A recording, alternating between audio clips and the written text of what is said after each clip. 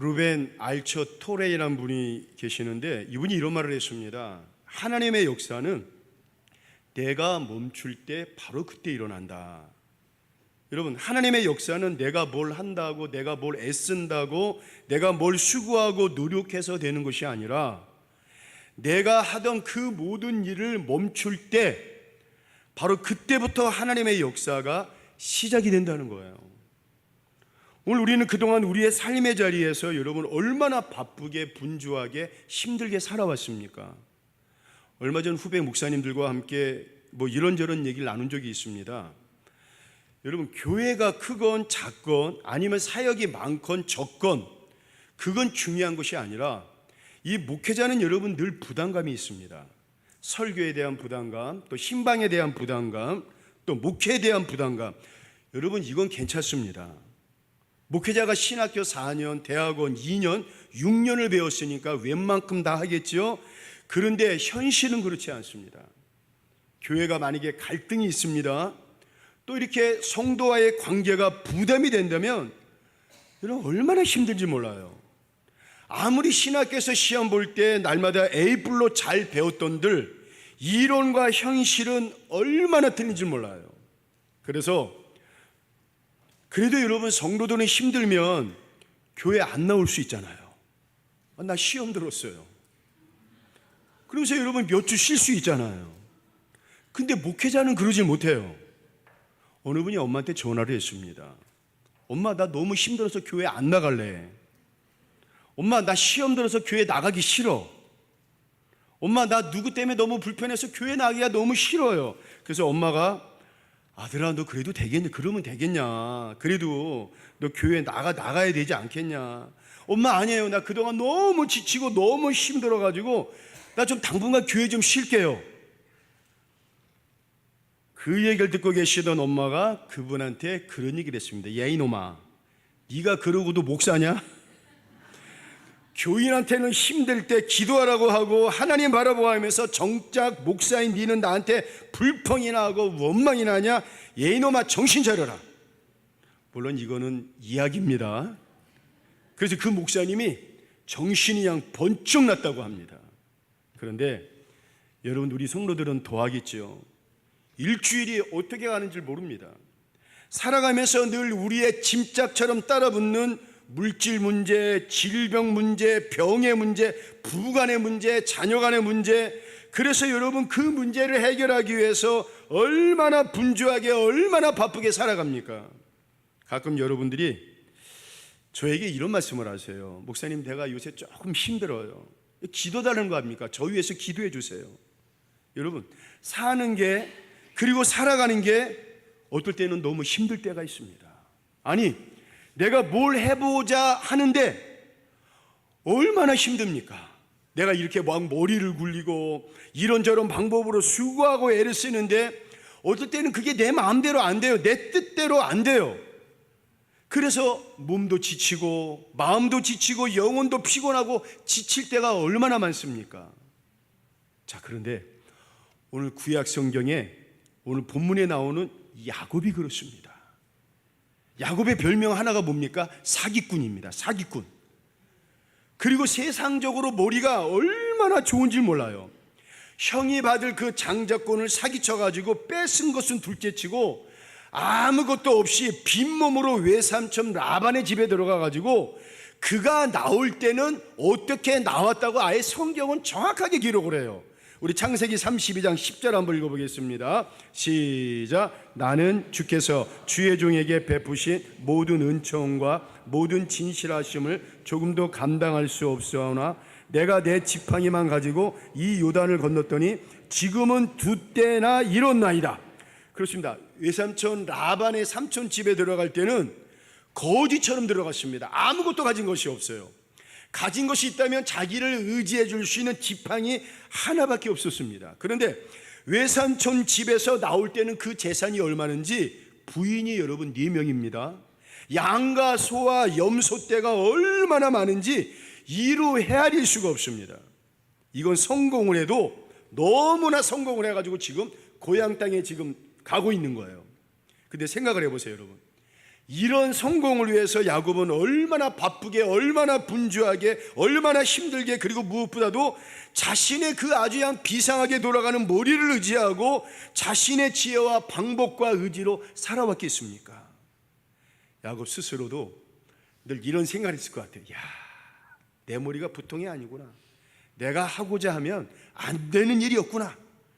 아마 그런 생각을 했을 거예요. 그런데 여러분, 그렇게 잘 되는 것도 안 되는 것이 있습니다. 사람이 너무 잘 되면 교만합니다. 그리고 자기 잘난 줄 압니다. 여러분, 우리는 항상 내가 지금 누리고 있는 행복과 축복이 먼저는 하나님의 은혜입니다. 하나님의 도우심입니다. 이걸 깨달아야 돼요. 그리고 또 깨달아야 돼요. 나를 위해서 기도해 주시는 누군가의 기도가 있습니다. 그 누군가가 여러분, 우리의 어머니가 될 수가 있고 우리의 아버지가 될 수가 있습니다. 날마다 나를 위해서 눈물로 새벽마다 기도해 주시는 내 아버지의 어머니가 있기 때문에 저도 마찬가지입니다. 늘 목회를 하지만 늘 이렇게 생각나는 분은 저의 어머니예요. 또 우리 장모님도 아픈 다리 이끌면서 새벽마다 나가서 저를 위해서 기도해 주고 있습니다. 그래서 우리 장모님들 늘 하는 말이 뭐냐면, 김 목사 꼭 저한테 존댓말을 써요. 목사님, 내가 잘하는 건 없지만 충청도 분이신데 내가 목사님을 해서 늘 기도합니다. 저는 그래요. 아이고 장모님, 그것만이라도 대단하죠. 너무 감사합니다. 근데 목회할 때마다 그런 기도해 주시는 부모님들의 기도가 얼마나 힘이 난 줄 몰라요. 또 있습니다. 여러분, 여러분들은 모르겠지만 누군가 하나님께서 여러분들에게 붙여주셔서 여러분들을 위해 지금 밤낮으로 기도해 주는 누군가가 있습니다. 그 누군가의 기도해 주시는 기도가 있기에 여러분 가능했다고 고백, 바로 자신을 알고 겸손을 하는 고백을 해야 돼요. 그런데 죄가 많은 우리 인간은 그렇게 하기가 참 쉽지가 않은 것 같아요. 다 자기가 잘나서, 다 자기가 최고인 줄로 착각하고 여러분 교만할 때가 얼마나 많습니까? 그래서 야곱은 형 에서를 만났는데 또 머리를 굴려요. 자신의 부하를 먼저 보내고, 형님, 내가 이렇게 성공해서 돌아왔습니다. 나 이제 예전 사람이 아닙니다. 나 거지가 아닙니다. 형님이 나를 그렇게 함부로 무시할 사람이 아닙니다. 그러면서 형님, 이 많은 재산 보세요. 이 많은 재산 중 형님이 원하신다면 내가 다 드리겠습니다. 이렇게 하면은 될 줄 알았어요. 그리고 야곱은 당연히 형 에서가, 그래 동생 잘 왔다, 일로 와, 그래 내가 너를 용서할게 하면서 그 형 에서가 야곱을 껴안아주고 용서해 줄 줄 알았는데 웬걸, 창세기 32장 6절 한번 읽어보겠습니다. 시작. 사자들이 야곱에게 돌아와 이르되, 그가 400명을 거느리고 주인을 만나려고 오도이다. 자, 형 에서가 여러분 400명의 사람을 데리고 온다는 그 이야기를 야곱이 급하게 전가를 받은 거예요. 그런데 여기서 400명은 그냥 400명이 아닙니다. 주석을 보고 그 다음에 원어를 보면 그 400명은 그냥 400명이 아니라 전문적으로 싸움을 하고 전쟁에 아주 능통한 군사, 다시 말해 무장한 군사를 말하는 거예요. 다시 말해 형 에서가 야곱을 만나는데 무장한 군사 400명을 지금 데리고 나오는 겁니다. 이거는 야곱의 환영이 아니라 야곱을 뭐 하겠다는 거예요? 죽이겠다는 거예요. 이제 끝났습니다. 이제 죽었습니다. 그래서 야곱이 그때 깨달은 게 있습니다. 잔물이 굴린다고 되는 게 아니구나. 내 힘으로 지금껏 안 되는 일 없었지만 이제 안 되는 것도 있구나. 그러면서 그 모든 것을 다 뒤로하고 잠시 멈추고 그때부터 야곱이 한 일이 뭡니까? 우리 10절 11절 한번 읽어보겠습니다. 시작. 나는 주께서 주의 종에게 베푸신 모든 은총과 모든 진실하심을 조금도 감당할 수 없사오나 내가 내 지팡이만 가지고 이 요단을 건넜더니 지금은 두 때나 이루었나이다. 내가 주께 간구하오니 내 형의 손에서 에서의 손에서 나를 건져내시옵소서. 내가 그를 두려워함은 그가 와서 나와 내 처자들을 칠까 겁이 나기 때문이다. 자, 그때부터 바로 이 순간 이때부터 야곱이 여러분 하나님께 기도하기 시작합니다. 아니 당연한 거 아닙니까 목사님? 믿음의 사람 야곱 아닙니까? 그런데 성경을 자세히 살펴보면요, 창세기 말씀 속에서 야곱의 등장 이후에 야곱이 하나님께 기도한다, 간구한다라는 단어가 나오지 않습니다. 이런 단어 나옵니다. 하나님께서 나타나셔가지고 말씀하시는 장면은 나와도 심지어는 지금 방금 본문의 상황이 외삼촌 라반의 집으로부터 도망치듯이 쫓겨나오는 거예요. 그런데 여기서도 야곱은 하나님께 간구한다라는 단어를 쓰지 않습니다. 여러분, 야곱 스스로도 자신의 지혜와 방법으로 충분히 해결할 수 있다고 야곱은 여전히 교만합니다. 그리고 형 에서를 만날 때도 자신이 있습니다. 이쯤 되면 형 에서가 나한테 꼼짝 못할 거야, 넘어갈 거야. 형 에서를 만나기 전에 머리를 쓰고 방법을 해서 이쯤 되면 형 에서가 전에도 나한테 속임수에 넘어갔는데 이번에도 깜빡 넘어가가지고 자신을 용서해 줄 줄 알았어요. 근데 아닙니다. 이제 아무리 상황을 돌이켜봐도 이제 완전히 죽을 목숨이에요. 그런데 여러분, 야곱이 그때 가서야 야곱이 하나님께 간구하오니. 자, 여기서 간구라는 낱말이 시랍으로 나라는 그런 단어인데 이 뜻이 뭐냐면요, 절박할 때, 죽음의 위기에서 살려달라고 할 때. 어느 책을 보니까 사람이 물에 빠져가지고 여러분 죽을 뻔하잖아요. 이렇게 꼴락꼴락 이렇게 내려와서 살려주세요, 살려주세요 하는 그 순간이잖아요, 여러분.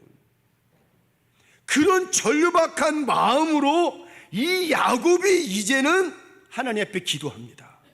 다시 말해, 이제는 야곱이 자신을 멈춥니다.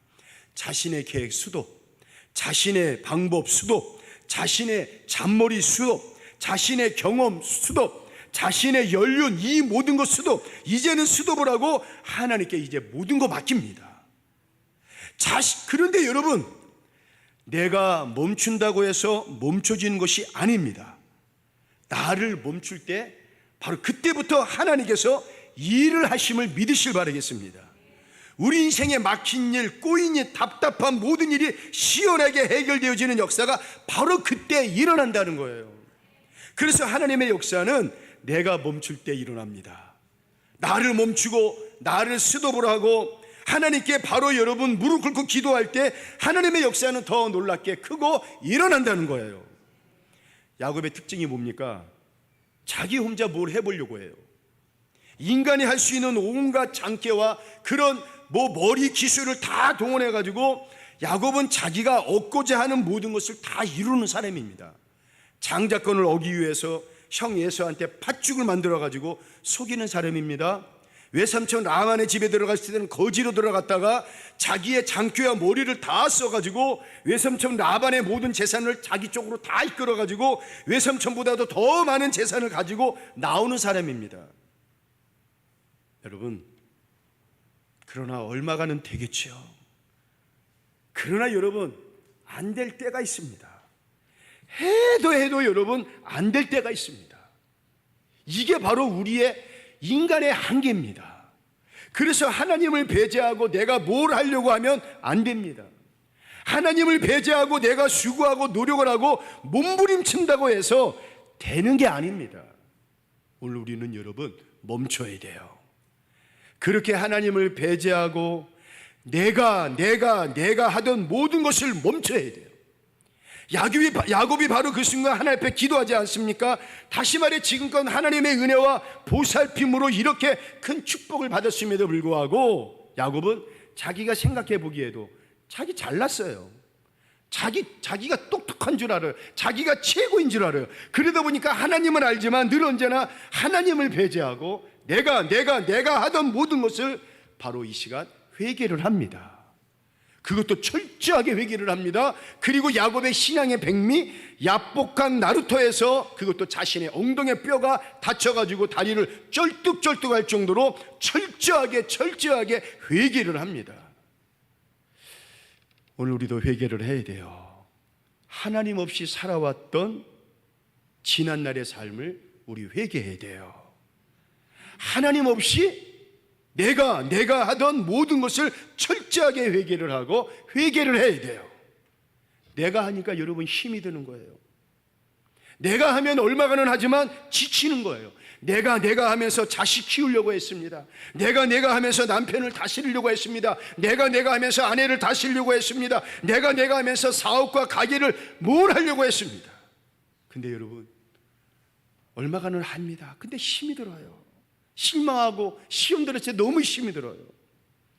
주일도 마찬가지고 교일도 마찬가지고 저의 목회도 마찬가지입니다. 내가 하는 것이 아닙니다. 내가 하면 얼마가는 하겠죠. 그러나 내가 하면 영원한 것이 못 되고 그냥 지치고 힘이 됩니다.